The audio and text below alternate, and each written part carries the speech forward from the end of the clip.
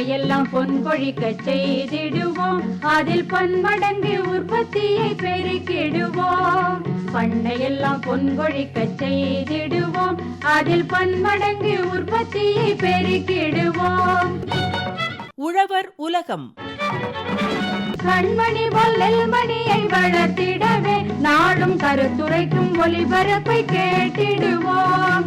கண்மணி பொல்லல் மணியை வளர்த்திடவே நாடும் கருத்துரைக்கும் ஒளிபரப்பை கேட்டிடுவோம்.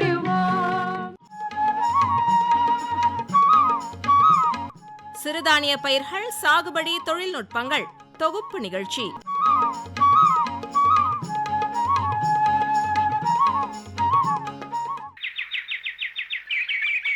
அடடா, எதிர வரது வள்ளியேதான். இப்போ என்ன செய்யறது? அவ பார்க்கறதுக்குள்ள நாம எங்கேயாவது மறைச்சிக்கணுமே. எங்க மறைஞ்சிக்கிறது? சரி, நேரா போகாம இப்படி குறுக்கு வீதியில போயிடுவோம். செல்வி, செல்வி, அட நில்லுண்ணா. யாரு? வள்ளியா? நான் உன்னை பார்க்கவே இல்லை புள்ள. ஆனா நான் உன்னை அங்கேயே பார்த்துட்டேன். ஆமா, ஏன் இந்த வீதியில போயிட்டு இருக்க? உங்க வீடு தான் அப்படி நேரா போனாலே வருமே. இந்த பக்கமா ஒரு வேலையா வந்த வள்ளி. உனக்கு செய்தி தெரியுமா? வள்ளி, எனக்கு நேரமாயிருச்சு, நான் வாரேன், பிறகு பார்ப்போம். அட நில்லுண்ணா, இந்த ருக்கு எப்படி பேசுனா பாத்தியா? ருக்குவுக்கும் உனக்கும் எம்புட்டும் இருக்கும் வள்ளி, அதெல்லாம் எனக்கு எதுக்கு? என்ன செல்வி, பட்டும் படாம பேசுற? நான் உன்னோட தோழி தானே. நீ மட்டும் இல்லை வள்ளி, ருக்குவும் என்னோட தோழி தான். 2 பேரும் பேசி பேசி ஒண்ணுமில்லாத விஷயத்த பெருசுப்படுத்துறீங்க. அடடா செல்வி, நம்ம பேசிக்கிட்டே எங்க வந்துட்டோம் பாரு. ஒண்ணுமில்லாத விஷயத்த பேசிக்கிட்டு இருந்தா இப்படிதான், போக வேண்டிய இடத்துக்கு போய் சேர முடியாது. நாம வேணா திரும்பி வந்த வழியே போயிடுவோமா? அது ரொம்ப சுத்து வள்ளி.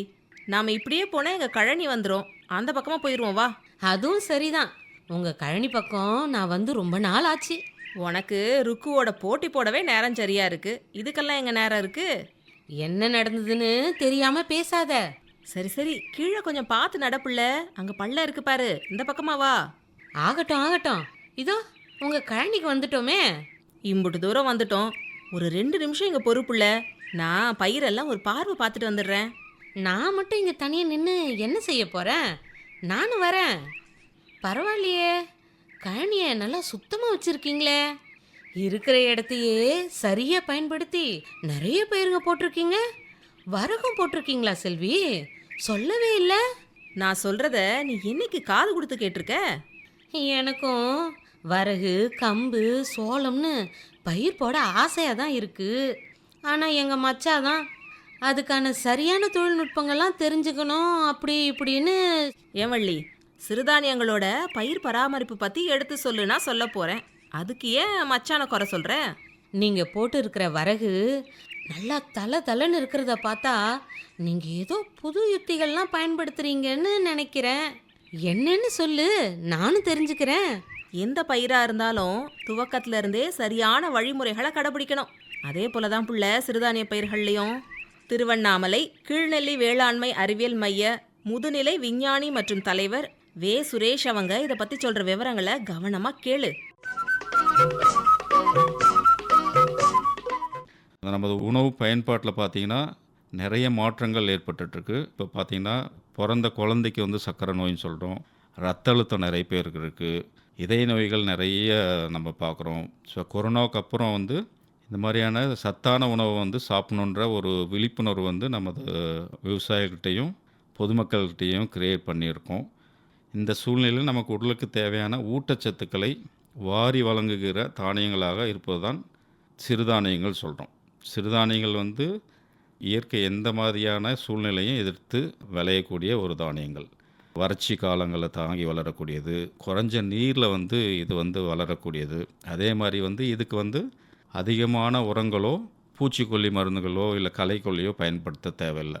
இப்போ நெல்லுலாம் பார்த்திங்கன்னா ஒரு ஏக்கரில் சாகுபடி செய்ய தேவையான செலவு பார்த்திங்கன்னா கிட்டத்தட்ட 30,000 35,000 ஆகுது. நெல்லோட வயது வந்து நம்ம வந்து சீசனுக்கு தகுந்த மாதிரி மாறும். கிட்டத்தட்ட 110 நாள், 120 நாள், 125 நாள். இதே பாரம்பரிய அரிசினா 150 நாள், 160 நாளும் போகும். சிறுதானியங்களை பொறுத்த வரைக்கும் 70 நாளில் நீங்கள் வந்து சாகுபடி எடுத்துட முடியும். மற்ற தானியங்களை விட எல்லா விதமான சத்துக்களும் இந்த சிறுதானியத்தில் நிறைய கொட்டி கிடக்குது. கார்போஹைட்ரேட் சொல்கிறோம், புரதச்சத்து சொல்கிறோம், விட்டமின்ஸ் சொல்கிறோம், அதே மாதிரி மினரல்ஸ் சொல்லக்கூடிய எல்லா விதமான சத்துக்களும் வந்து சிறுதானியங்களில் அதிகமாக காணப்படுது. சிறுதானியங்கள்லாம் முதல்ல என்ன, அளவில் சிறியதாக இருக்கும்.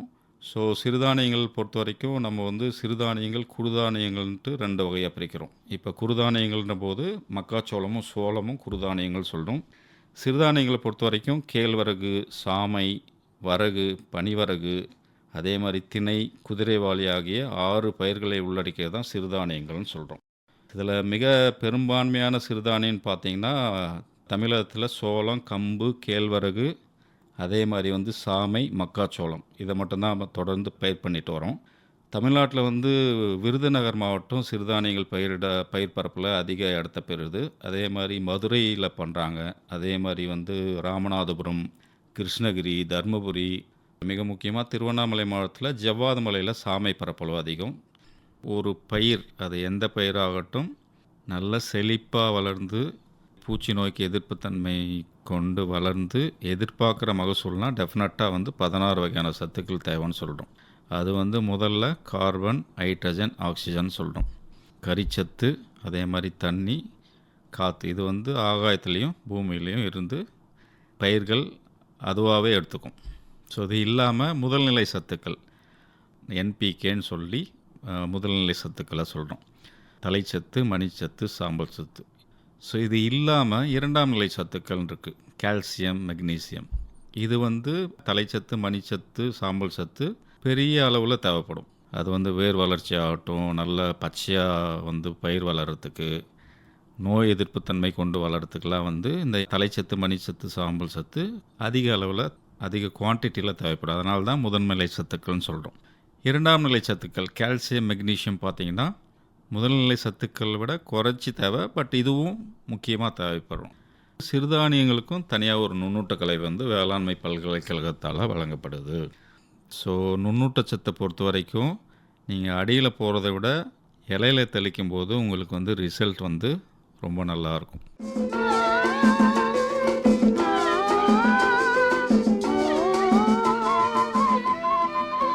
பசுந்தாள் தழையினை உரமாக்கு, வசமாய் நிலத்தினை வளமாக்கு. பசுந்தாள் தழையினை உரமாக்கு, வசமாய் நிலத்தினை வளமாக்கு.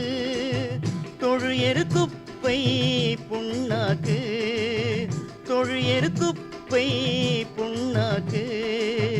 அமையட்டும் இதிலே கண்ணோக்கு, இயற்கையான உரங்கள், அது இயற்கை அளித்த வரங்கள். எந்த பயிராக இருந்தாலும் மண் வளம் ரொம்ப முக்கியமாச்சே. அந்த வகையில் சிறுதானியங்களுக்கு மண் வகை எப்படி இருக்கணும் அப்படிங்கிறத தெளிவாக எடுத்து சொல்கிறாங்க திருவண்ணாமலை கீழ்நெல்லி வேளாண்மை அறிவியல் மைய திட்ட உதவியாளர் பா சௌத்ரி அவங்க. ஒரு 3 குணாதிசயங்களால் வந்து நம்ம வந்து மண் வளத்தை வந்து நம்ம சொல்கிறோம். இயற்பியல் பண்புகள், வேதியியல் பண்புகள், உயிர்ம பண்புகள். முதல்ல வந்து பார்த்திங்கன்னா இயற்பியல் பண்புகள். ஸோ இதை பொறுத்த வரைக்கும் மண்ணை வந்து நாம் பார்க்குறதுல நம்ம என்ன உணர்றோங்கிறது தான். சிறுதானிய சாகுபடிக்கு பெரும்பாறையாக வந்து பார்த்திங்கன்னா செம்மண் இல்லை செம்மண் சார்ந்த பூமிகள், மணற்பாங்கான மண்ணாக இருக்கணும். அப்போ வந்து தான் வந்து நம்மளுக்கு வந்து சாகுபடிக்கு செட் ஆகும். அடுத்த வந்து பார்த்திங்கன்னா வேதியியல் பண்புகள். ஸோ இப்போ இந்த வேதியியல் பண்புகள்னு பார்த்தோம்னா செடிகளுக்கான ஊட்டச்சத்துக்களை சரி விகிதத்தில் கொடுக்கறதா இருக்கணும். எல்லா ஆராய்ச்சி நிலையங்களும் வந்து பார்த்திங்கன்னா இந்த பயிர்களுக்கு, இந்த ரகங்களுக்கு, இந்த பருவத்துக்கு இவ்வளோ தான் வந்து இந்த ஊட்டச்சத்து இந்த உரம் மூலியமாக கொடுக்கணும் அப்படிங்கிற அளவு இருக்குது. மணிசத்தும் சுண்ணாம்பு சத்து, கால்சியம், இந்த 2 சத்து சம்மந்தப்பட்ட உரங்கள் வந்து அளவுக்கு அதிகமாக பயன்படுத்துறதுனால என்ன ஆகும் அப்படின்னா மற்ற ஊட்டச்சத்துக்கள் எதுவுமே வந்து செடிகளுக்கு எடுத்து விடாத மாதிரி சூழ்நிலையை வந்து உருவாக்கிறது. ஸோ இதெல்லாம் நம்ம தவிர்த்துக்கணும் அப்படின்னா என்ன பயிர் சாகுபடி பண்ணுறோம், ஸோ அதுக்கு இந்த பருவத்துக்கு இந்த உரம் வந்து எவ்வளோ கொடுக்கணுங்கிற புரிதல் வந்து நமக்கு வந்து ரொம்ப ரொம்ப முக்கியம். அந்த புரிதலோடு நமக்கு வந்து உர பயன்பாடு இருந்தால் மட்டும்தான் வந்து மண் வளத்தை வந்து பேணி காக்க முடியும். சரி, இது எப்படி நம்ம சரி செய்ய முடியும் அப்படின்னா ஃபஸ்ட்டு மண்ணில் என்ன சத்து இருக்குங்கிறத நம்ம தெரிஞ்சுக்கணும். எப்படின்னா மண் பரிசோதனை. அடுத்ததாக வந்து பார்த்திங்கன்னா உயிர்மை பண்புகள். பல நுண்ணுயிர்கள் வந்து இருக்குது. ஊட்டச்சத்து வந்து கொடுக்குற மாதிரியான நுண்ணுயிர்கள், எதிர்ப்பு சக்தியை வந்து தூண்டுற மாதிரியான நுண்ணுயிர்கள், பூச்சி தாக்கம் இல்லை நோய் தாக்கத்தை வந்து தவிர்க்கிறது இல்லை அதை கட்டுப்படுத்துறதான நுண்ணுயிர்கள், இது எல்லாமே வந்து மண்ணில் இருக்குது. ஸோ இந்த எல்லா நுண்ணுயிர்களும் மண்ணில் இருந்தால் மட்டுமே தான் வந்து பார்த்திங்கன்னா மண் வந்து வளமாக வந்து இருக்கும். இது இல்லாமல் பயிர் சாகுபடிக்கு நம்மளால் தயாரித்து கொடுக்கக்கூடிய சில வந்து இன்புட்ஸ் வந்து இருக்குது. ஜீவாமிர்தம், தென் வந்து கனஜீவாமிர்தம். இது மட்டும் இல்லாமல் பசுந்தாள் உரம் பயிரிடுதல். ஸோ எந்த ஒரு பயிர் நம்ம சாகுபடி பண்ணுறதுனா இருந்தாலும் 30 நாளைக்கு முன்னாடியே வந்து பார்த்திங்கன்னா இந்த பசுந்தாள் உரம்னு சொல்லக்கூடிய தக்கப்பூண்டு, சணப்பை, கொளிஞ்சி இந்த பயிர்களை சாகுபடி செஞ்சு தென் வந்து கரெக்டாக பூ விடுற நேரத்துக்கு நம்ம வந்து மடக்கி ஓட்டி விழுது. அதுக்கப்புறம் அதை மக்களுக்கு ஒரு 15 நாள் அலோவ் பண்ணிட்டு அதுக்கடுத்து 2ஆம் உழவு பண்ணி நம்ம வந்து பயிர் சாகுபடி பண்ணுறது மூலயமாவும் விவசாயம் பண்ணுற பூமியில் உயிர்ம பண்புகளை வந்து நம்ம வந்து உயர்த்த முடியும். மண் பரிசோதனை செய்கிறதோட முக்கியத்துவம் இப்போ நல்லாவே புரியுது. மண்ணுக்கு தேவையான சத்துக்களை எப்படி கொடுக்கணும்னு அருமையாக எடுத்து சொன்னாங்களே.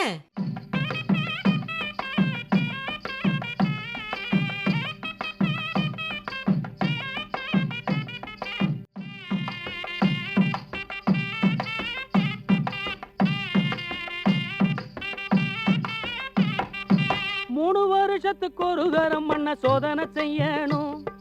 காரகாமில தன்மையை கண்டு நேராக்கி வைக்கணும். 3 வருஷத்துக்கு ஒரு தரம் மண்ணை சோதனை செய்யணும். காரகாமில தன்மையை கண்டு நேராக்கி வைக்கணும். சீராகவே உரம் தேவையானபடி ஜோராக போடணும். சீராகவே உரம் தேவையானபடி ஜோராக போடணும். மேலான பூமியில் வெள்ளாமை செஞ்சு பொன்னாக சேர்க்கணும். மேலான பூமியில் வெள்ளாமை செஞ்சு பொன்னாக சேர்க்கணும். பயிர் வளர்த்து பலன் பெருக்கி புரிய வேணும் சாதனை. அந்த நிலத்தின் வளத்தின் நிலைக்க வைக்க மண் பரிசோதனை. சிறுதானியங்களுக்கான உழவியல் தொழில்நுட்பங்க சிலவற்றை இப்போ நாம தெரிஞ்சுக்க போறோம். கீழ்நெல்லி வேளாண்மை அறிவியல் மைய தொழில்நுட்ப வல்லுனர் மா ஐஸ்வர்யா அவங்க இதை பத்தி விரிவா எடுத்து சொல்றாங்க. கேட்டுக்க பிள்ளை.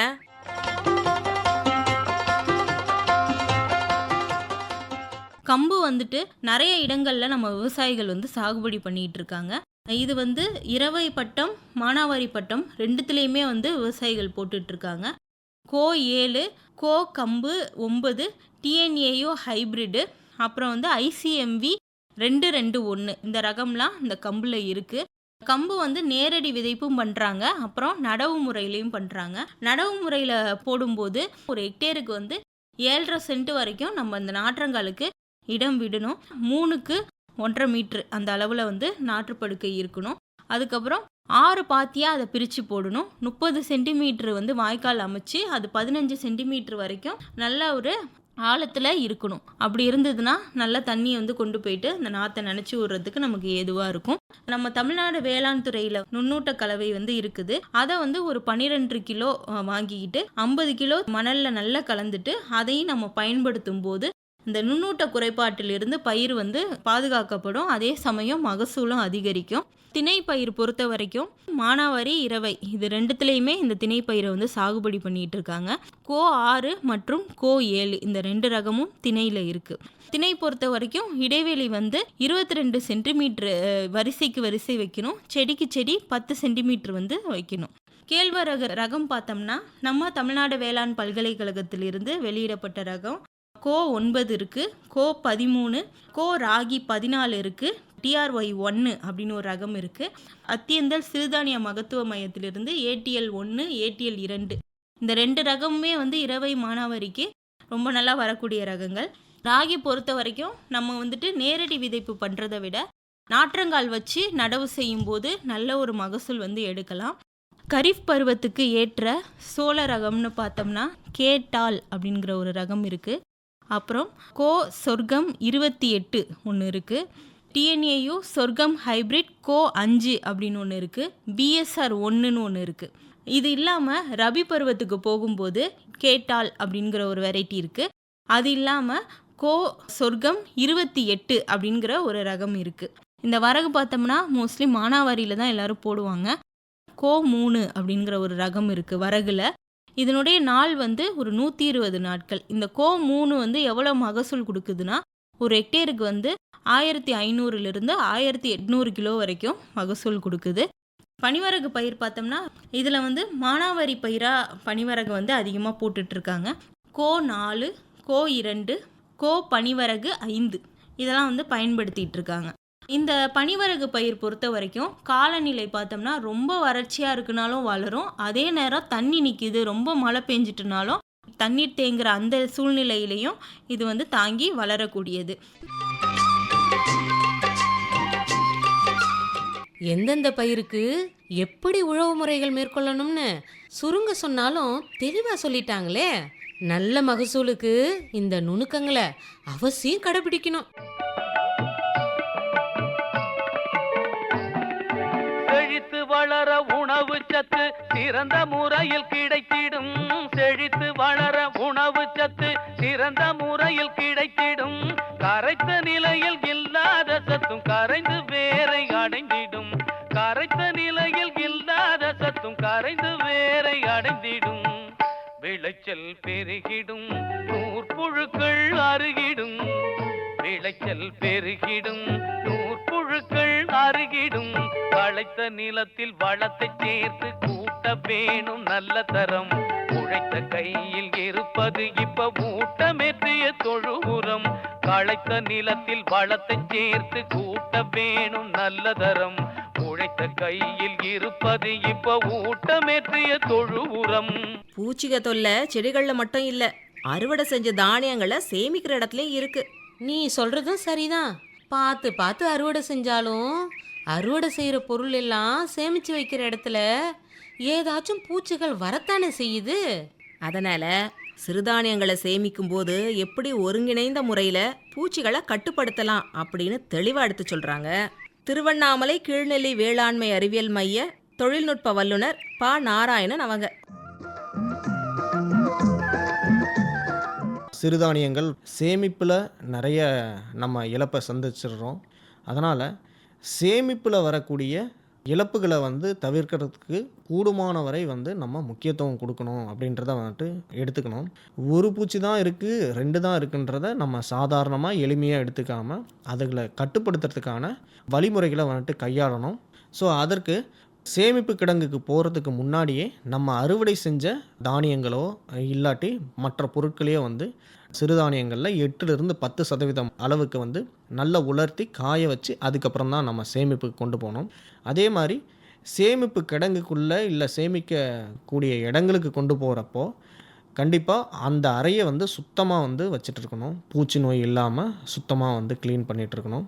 மூட்டைகளை வந்து தரையில் அப்படியே எடுக்காமல் ஏதாவது மர சட்டங்களோ இல்லாட்டி மூங்கில் மூலமாக வந்துட்டு ரேக் மாதிரி நம்ம செஞ்சு அதன் மேலே தான் வந்துட்டு அடுக்கணும். தரையில் வந்துட்டு நேரடியாக அடுக்கக்கூடாது. அதே மாதிரி சுவர் ஓரங்களில் நம்ம மூட்டைகளை வந்துட்டு அடுக்கக்கூடாது. தானியங்களுக்காக அடுக்கக்கூடிய மூட்டைகள் பார்த்திங்கன்னா 15ன்ற எண்ணிக்கையில் வந்துட்டும் அடுக்கணும். அதற்கு மேலே அடுக்கக்கூடாது. நம்ம விதை சேகரிப்புக்காக வந்து அடுக்கும்போது 5 மூட்டைகளுக்கு மேலே அடுக்கக்கூடாது. கிடங்குல வந்து பழைய சாக்குகளோ இல்லாட்டி சாக்கு பைகளை வந்துட்டு பயன்படுத்தும் போது அதில் எந்த விதமான பூச்சியோ அதனுடைய பகுதிகள் எதுவும் இல்லாமல் வந்து பார்த்துக்கணும். இப்போ அட்வான்ஸ்டாக பார்த்திங்கன்னா நவீன முறையில் சூப்பர் கிரைன் பேக்குன்ட்டு சொல்லுவாங்க. அதாவது பாலித்தீன் பை. இந்த பையை வந்து பயன்படுத்தும் போது நமக்கு இந்த பூச்சி நோய்கள் வராத மாதிரி வந்துட்டு நல்ல கனமாக இருக்கும். கதிரடிக்கக்கூடிய களமும் நம்ம சேமிப்பு கிடங்கும் தூரமாக இருக்கணும். விதைகளை வந்து சேமிக்கிறப்போ 100 கிலோ விதைக்கு 1 கிலோன்ற அளவில் வந்து வேப்பங்கொட்டை தூளை வந்து சேர்த்து பயன்படுத்தும் போது அதுவும் நல்ல பலனை வந்து கொடுக்கும். ஸோ இந்த விளக்கு பொறிகளை வந்து சேமிப்பு கிடங்களை வந்து நிச்சயமாக பயன்படுத்தணும். அதே மாதிரி தமிழ்நாடு வேளாண்மை பல்கலைக்கழகத்தால் வந்து அறிமுகப்படுத்தப்பட்ட சேமிப்பு கிடங்குல பயன்படுத்தக்கூடிய பொறிகள் நிறைய இருக்குது. கூம்பு வடிவ பொறி, குழாய் வடிவ பொறி, ப்ரோப் ட்ராப்ஸ்ன்ட்டு சொல்லுவாங்க. ஸோ இந்த பொறிகளும் வந்து நிச்சயமாக பயன்படுத்தணும். 2க்கும் மேற்பட்ட பூச்சிகள் இருக்குது அப்படின்றப்போ நம்ம மேலத்தியான்ட்டு சொல்லக்கூடிய இந்த ரசாயன மருந்தை 1 லிட்டர் தண்ணிக்கு 1 மில்லின்ற அளவில் மேலே தெளிப்பு செய்யணும். ஆனால் தெளிப்பு செய்கிறப்போ மூட்டை நனையக்கூடாது. ரொம்ப மென்மையாக லேசாக வந்து நம்ம தெளிப்பு செஞ்சு போகிறப்போ பூச்சிகளை வந்துட்டு சரியான முறையில் நம்ம கட்டுப்படுத்தலாம்.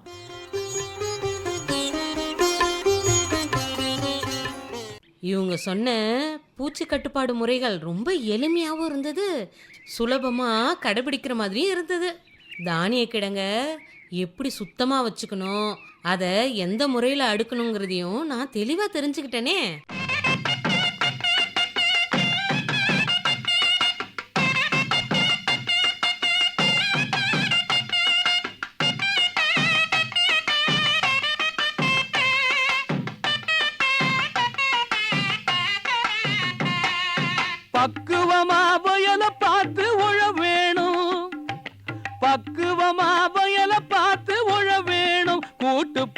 கச்சிதமா பொறுக்கி எடுத்து களைய வேணும். பக்குவமா வயல பார்த்து உழ வேணும். கூட்டு புழுவ கச்சிதமா பொறுக்கி எடுத்து களைய வேணும். பூச்சி எதிர்க்கும் ரகங்களையே விதைக்க வேணும். பூச்சி எதிர்க்கும் ரகங்களையே விதைக்க வேணும். பயிர் சுழற்சி முறைய கடைப்பிடிக்க வேணும். பூச்சி எதிர்க்கும் ரகங்களையே விதைக்க வேணும். பயிர் சுழற்சி முறைய கடைப்பிடிக்க வேணும். காலமெல்லாம் கழனியிலே பார்வை சிந்துற விவசாயி சோலைக்குயில் பாடுறனே உனக்காக ஒரு செய்தி. காலமெல்லாம் கழனியிலே வேர்வை சிந்துற விவசாயி சோலைக்குயில் பாடுறனே உனக்காக ஒரு செய்தி. அதெல்லாம் சரி செல்வி, அறுவடை செஞ்ச பயிரை சுத்தம் செய்யணும்ல, அப்பதானே தரமான பொருளா இருக்கும். நீ சொல்றதும் சரிதான். அறுவடைக்கு பிறகு என்னென்ன தொழில்நுட்பங்களை செய்யணும் அப்படின்னு நமக்கு எடுத்து சொல்றாங்க திருவண்ணாமலை கீழ்நெல்லி வேளாண்மை அறிவியல் மைய தொழில்நுட்ப வல்லுனர் தா மார்கரெட். அவங்க அந்த விவரங்களையும் கேட்டுக்க. சிறுதானியங்களை கதிரடிக்கும் முறையை மூங்கில் கொம்பு மூலமாகவோ இல்லைன்னா கை முறையிலையோ அல்லது இயந்திரங்கள் மூலமாகவோ அடிக்கலாம். தட்டுகளை உடைச்சி தானியங்களை பிரிக்கணும். கையால் தட்டி பண்ணலாம். பாரம்பரிய முறையில் தானிய கதிர்களை கைகளால் தட்டி அதிலிருந்து தானியங்களை உதிர்க்கலாம். இயந்திரம் மூலமாக நாம் தானியங்களை பிரித்து எடுக்கிறதுக்கு மல்டி கிராப் த்ரெஷருங்கிற கருவியை பயன்படுத்தி தானியங்களை கதிரிலிருந்து பிரித்தெடுப்பது ஆகும். அதன் பின்னர் சுத்தம் செய்கிறது மற்றும் உலர்த்துதல் போன்ற செயல்முறைகளை செய்யணும். அடுத்து கட்டாயம் நம்ம உலர்த்துதல் செய்யணும். தானியங்களில் ஈரப்பதத்தை குறைப்பதற்கு இயந்திரங்கள் மற்றும் சூரிய ஒளியை பயன்படுத்தி உலர்த்தப்படுகிறது. சிறுதானியங்களை சேமிப்பதற்கு முக்கிய குறிப்புகள் என்னென்னா நம்ம ஃபாலோ பண்ணோன்னு பார்த்திங்கன்னா, சேமிப்பதற்கு முன் சிறுதானியங்களை நல்லா கழுவி நன்கு உலர்த்தி பின்பு சேமித்து வைக்கணும். நம்ம சேமித்து வைக்கக்கூடிய கொள்கலன் எப்படி இருக்கணும்னா காற்று புகாததாக இருக்கணும். கண்ணாடி அல்லது உலோக கொள்கலன்களை பயன்படுத்தலாம். சேமிப்பு இடம் குளிர்ச்சியான இருண்ட மற்றும் வறண்ட இடமாக இருக்கணும். அப்போ தான் நமக்கு தேவையில்லாத பூச்சி தொல்லைகள் வராமல் இருக்கும். இதில் பார்த்திங்கன்னா முதல் நிலை பதப்படுத்துதல், இரண்டாம் நிலை பதப்படுத்துதல் இருக்குது. முதல் நிலை பதப்படுத்துதலில் அவல் தயாரிக்கலாம். வருமானம் தரக்கூடிய தொழில்நுட்பங்கள் தான் இப்போ நான் சொல்கிறேன். பொரி தயாரிக்கலாம், முளை கட்டுதல் செய்யலாம், இணை உணவுகள் செய்யலாம். சோளத்திலேயே நம்ம அவல் தயாரிக்கலாம். இதுக்கும் இப்போல்லாம் நவீன இயந்திரங்கள் வந்துடுச்சு. சிறுதானியங்களையும் பொரி தயாரிக்கலாம். உழைப்பு பண்ணக்கூடிய சிறுதானியங்கள் ஜீரண மண்டலத்துக்கு ரொம்ப ஈஸியாக ஜீர்ணிக்கக்கூடியதாக மாறிடுது. நம்ம பாரம்பரிய உணவுப் பொருட்களில் பார்த்திங்கன்னா ரொட்டி, களி, கஞ்சி, இட்லி, தோசை, புட்டு, பொங்கல், அதிரசம், முறுக்கு, போலி இந்த மாதிரி பொருட்களும் தயார் பண்ணலாம். இது அரிசி மாவை மட்டும்தான் வச்சு செய்யணும் அந்த மாதிரிலாம் கிடையாது. உளுந்த மாவு வச்சு தான் களி செய்யணும் அந்த மாதிரிலாம் கிடையாது. இந்த மாதிரி சிறுதானியங்களை யூஸ் பண்ணி இவ்வளோ பாரம்பரிய உணவுப் பொருட்கள் நம்ம தயார் பண்ணலாம். அடுமனை பொருட்கள் இது பார்த்திங்கன்னா பிரெட், பன்னு, பிஸ்கட், ரஸ்க்கு, சூப் ஸ்டிக்ஸ், கேக்கு, பீஸா எல்லாத்துலேயுமே பார்த்திங்கன்னா சிறுதானிய மாவை மிக்ஸ் பண்ணி தயார் பண்ணலாம். நூடுல்ஸ் வகைகளும் பார்த்திங்கன்னா தயார் பண்ணலாம். மேக்ரோனி, சேமியா மற்றும் உடனடி தயார் நிலை உணவுகளையும் நம்ம நிறையவே தயார் பண்ணலாம்.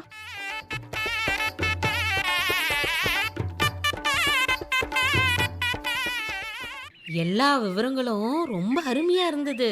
குறிப்பாக சிறுதானியங்களை பயன்படுத்தி மதிப்பு கூட்டப்பட்ட பொருட்களாக தயார் செய்யலாம்னு சொன்னாங்களே, அது ரொம்ப சுவாரஸ்யமாக இருந்துச்சு. பண்ணையில் தழைச்சத்து உரச்செலவை பாதிக்கு பாதியாய் குறைத்திடுமே. பண்ணையில் தழைச்சத்து உரச்செலவை பாதிக்கு பாதியாய் குறைத்திடுமே. பயிர் வளர்ச்சியில் பூச்சி தாக்காம பாதுகாப்பு பலன் தந்திடுமே. பயிர் வளர்ச்சியில் பூச்சி தாக்காம பாதுகாத்து பலன் தந்திடுமே. மண்ணின் வளத்தை மிகவும் கூட்டி மகசூல் பெருகச் செய்திடவே நுண்ணுயிர் உரங்கள் உண்மையிலேயே உயிர் உரமாக செயல்படுமே. வள்ளி, ரொம்ப முக்கியமா சிறுதானிய பயிர்களுக்கான விற்பனை வாய்ப்புகளை பத்தியும் தெரிஞ்சு வச்சுக்கணும். ஆமாமா, அதையும் தெரிஞ்சுக்கிறேன். மையத்தின் முதுநிலை விஞ்ஞானி மற்றும் தலைவர் வே சுரேஷ் அவங்க இதை பத்தி என்ன சொல்றாங்கன்னு கேட்டுப்போம்.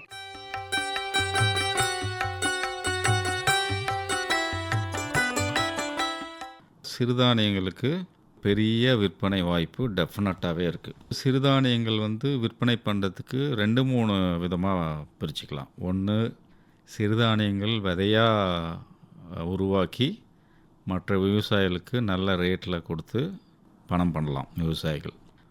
உழவர் உற்பத்தியாளர் கம்பெனின்ற கான்செப்ட் வந்து விவசாயிகள் கேள்விப்பட்டிருப்பீங்க.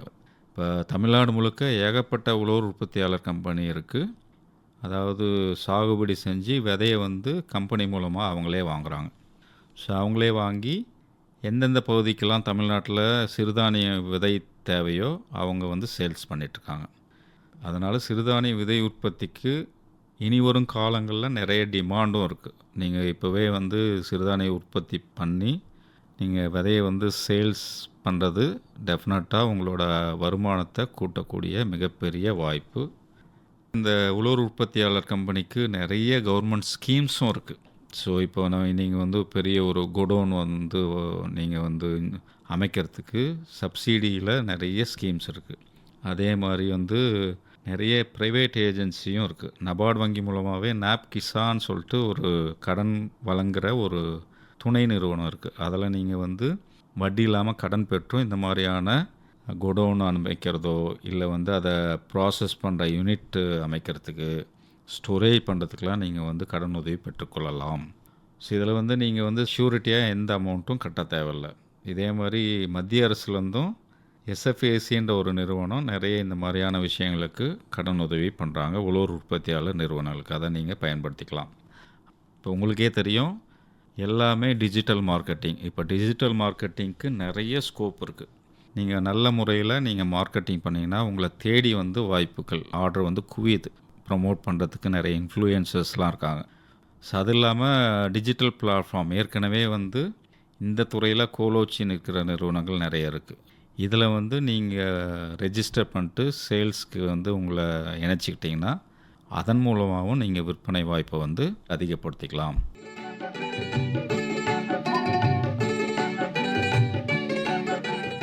என்ன வள்ளி, விவரங்களை கேட்டுவிட்டு ஏதோ ஆழ்ந்த யோசனையில் இருக்கிறாப்புல இருக்கு. சிறுதானியங்களுக்கு சந்தையில் கிடைக்கிற வரவேற்பை கேட்ட பிறகு மலைப்பால்ல இருக்கு. எந்த சிறுதானியத்தை பயிரிடலாம்னு இப்பவே யோசிக்க ஆரம்பிச்சிட்டேன். சீக்கிரமா யோசிச்சு முடிவெடு. குறிப்பா இவங்க சொன்ன பக்குவங்களை மனசுல வச்சு பயிர் செய். கண்டிப்பா.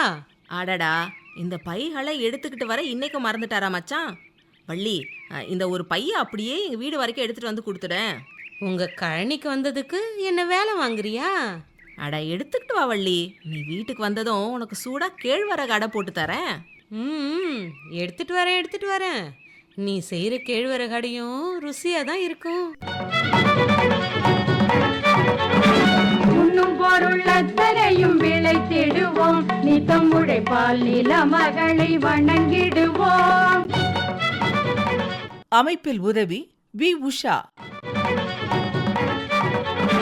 உண்ணும் பொருள் அத்தனையும் விளைத்திடுவோம், நித்தம் உழைப்பால் நில மகளை வணங்கிடுவோம்.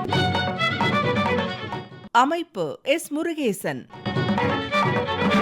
பொட்டலையும் பூம்பொழிலாய் திருத்திடுவோம், அதற்கு புத்தம் புது முறைகளையும் புகுத்திடுவோம். பொட்டலையும் பூம்பொழிலாய் திருத்திடுவோம், அதற்கு புத்தம் புது முறைகளையும் புகுத்திடுவோம். இத்துடன் இன்றைய உழவர் உலகம் நிகழ்ச்சி நிறைவு பெறுகிறது. பட்டி தொட்டி சொர்க்கமாக பாடுபட்டே நம் பாரத சமுதாயத்தை உயர்த்திடுவோம். பட்டி தொட்டி சொர்க்கமாக பாடுபட்டே நம் பாரத சமுதாயத்தை உயர்த்திடுவோம்.